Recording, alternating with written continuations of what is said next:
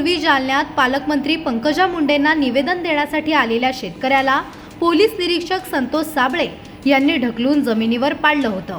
पंकजा मुंडे यांनी जिल्हा नियोजन समितीची बैठक घेतल्यानंतर हा प्रकार घडला होता। दरम्यान शेतकरी गजानन उगले या शेतकऱ्याला ढकलून देणाऱ्या पोलीस निरीक्षक साबळे यांना पोलीस सेवेतून बडतर्फ करण्यात यावं या मागणीसाठी आज जालन्यातील जिल्हाधिकारी कार्यालयासमोर शेतकऱ्यांनी निदर्शने करत पोलीस प्रशासन आणि जिल्हा प्रशासनाचा निषेध नोंदवला। तसेच प्रशासनाविरोधात जोरदार घोषणाबाजी केली।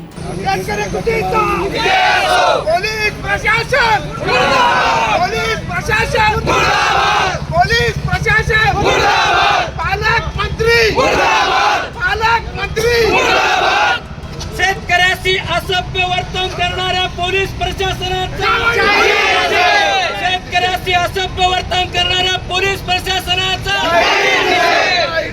2 दिवसापूर्वी जालना जिल्ह्याच्या पालकमंत्री माननीय पंकजाताई मुंडे यांच्या नेतृत्वात डीपीडीसीची मीटिंग होती। त्या मीटिंगमध्ये तालुक्यातील 5ही आमदार उपस्थित होते आणि त्या ठिकाणी सर्वसामान्य शेतकरी मात्र तात्काळ दारामध्ये उभा होता। सर्वसामान्य शेतकऱ्याला तिथं परमिशन नव्हती जायला, त्या ठिकाणी निवेदन घेण्यासाठी सुद्धा त्या ठिकाणी व्यवस्था नव्हती। पण आमदारांच्या कार्यकर्त्याला मात्र व्हीआयपी ट्रीटमेंट मिळत असून डीपीडीसीच्या मीटिंगमध्ये त्या ठिकाणी एंट्री होती।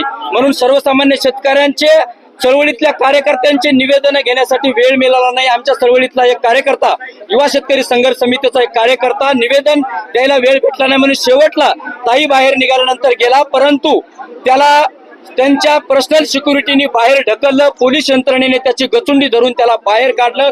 ही वागणूक इथल्या जालना जिल्ह्यातल्या शेतकऱ्यांना मिळणार असेल तर ही संबंध केवळ गजानन उगले या एका शेतकऱ्याचा हा अपमान नाही, तर संबंध जालना जिल्ह्यातल्या शेतकरी बांधवांचा हा अपमान आहे, घोर अपमान आहे। आणि हा अपमान त्या महाराष्ट्र राज्यात आहे ज्या महाराष्ट्र राज्यात छत्रपती शिवाजी महाराज म्हणतात शेतकऱ्यांच्या भाजीच्या देठाला हात लावाल तर हात कलम केले जातील। त्याच महाराष्ट्रात असा निंदनीय घटना शेतकऱ्याच्या बाबतीत घडतात, हे फार दुर्दैवी आहे। घटनेला जबाबदार जे पोलीस अधिकारी होते ते पीआय संतोष साबळे यांना बडतर्फ करण्यात यावं।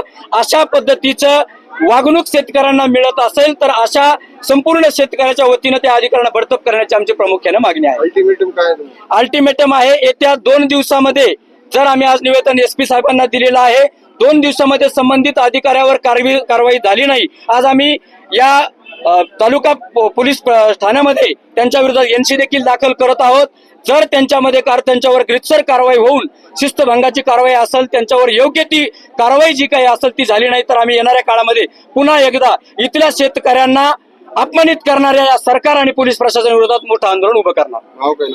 मी ज्ञानेश्वर उडान आणि आमचे सर्व संघर्ष समिती शेतकऱ्यांची टीम।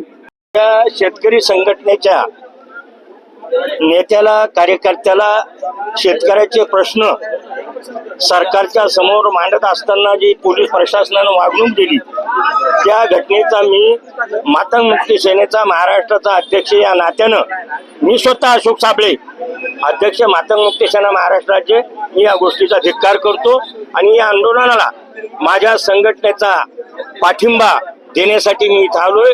मलाही 3 मेला इथं बदनापूर पोलीस स्टेशनला माननीय डीवायएसपी साहेब कुलकर्णी साहेबांनी सांगितल्यामुळं मी एका कामासाठी बदनापूर पोलीस स्टेशनला गेलो होतो। तिथला ठाणे अंमलदार कैलास सायंबर यानं सांगितलं की तुम्ही जर असे प्रश्न घेऊन जर आले तर मी तुमच्यावर सरकारी कामात अडथळा आणला अशी फिर्याद देऊन तुमच्यावर खोटा गुन्हा दाखल करीन, तुम्हाला काय करायचे ते करून घ्या। मग हा सरकारचा पाठिंबा आहे का या प्रशासनातल्या या माजोरे वागण्याला? आणि हा प्रशासनाचा जो माजोरापणा आहे तो उतरवण्यासाठी, ही अफसरशाहीची दादागिरी ही संपवण्यासाठी, अफसरशाहीतली घमंडी ही कुठेतरी संपली पाहिजे, याच्यासाठी आम्ही लोकशाहीच्या मार्गानं इथं निवेदन देण्यासाठी आलोय।